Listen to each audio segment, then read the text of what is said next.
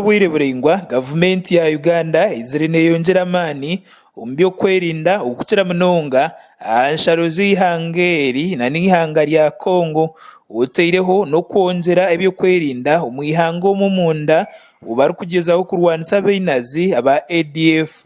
Okurugirira aha mugambizi wa poliisi omu ihanga Fred Enanga, gavumenti ekatwamu kwongera amaani omu by'okwerinda aha nsharo ya Uganda n'eihanga rya Congo otaireho n'omunda omu mwihanga bwanyuma y'okutunga amakuru ko hariho abantu abarikutendekwa abainazi aba ADF okubeegaitaho omu ihanga rya Congo bwanyuma y'okutendekwa. Naye era tweyongera okukubiriza bannayuganda okukwatira awamu n'ebitongole ebikuumaddembe mu bitundu byabwe byonna byonna. Mugambizi wa poliisi Enanga yashoborera ku poliisi y'eihanga ekwataniise n'ebitongole by'ebyokwerinda ebindi baine abatsigazi babiri abo bakwatsire omu bicweka bya Busia kandi aba babe bahirize kutendekwa okwegaita aha bainazi aba. So bano ababiri omuli Kwesa Isma myaka 19 nga mutuuze w'e Mawero East Division e Busia ne Abdallah Sharif myaka 23 owe Sofia SL era mu Busia Municipality. Bano baali baabula nga baali balina engeri gye batendekebwamu mu ngeri enneekusifu n'ekigendererwa ekyokuyeekera eggwanga lino. Baasobola okugezaako okwagala okufuluma eggwanga nga bayitira mu kitundu ekya Arua.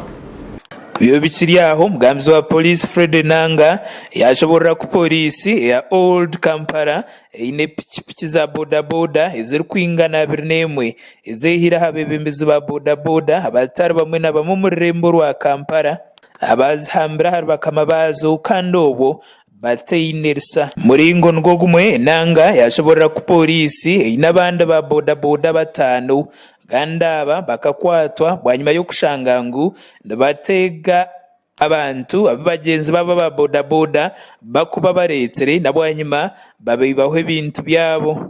Naye nga bano abataano n'oyo ow'omukaaga yafudde baali beenyigira mu kikolwa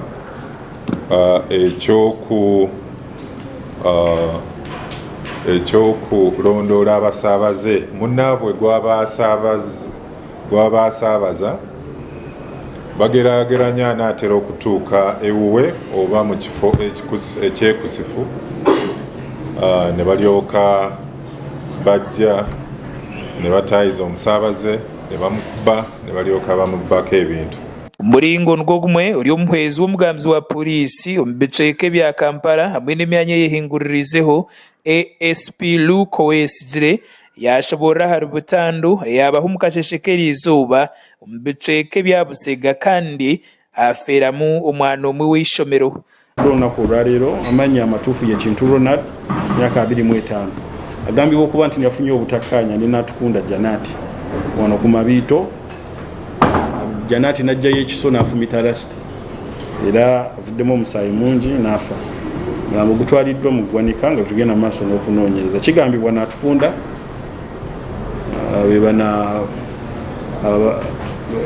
lulimi ki bayinza okukozesa olutali neeko. Tetumanyi oba mbeera yavudde ku mulimu oba kintu kirala kyonna naye nga tutuusa okusaasira eri Kintu Ronald naye nga tweyama okunoonyereza ku nsonga eno era nga Janati ye yakwatiddwa dda ali naffe ku poliisi yaffe y'enateeka.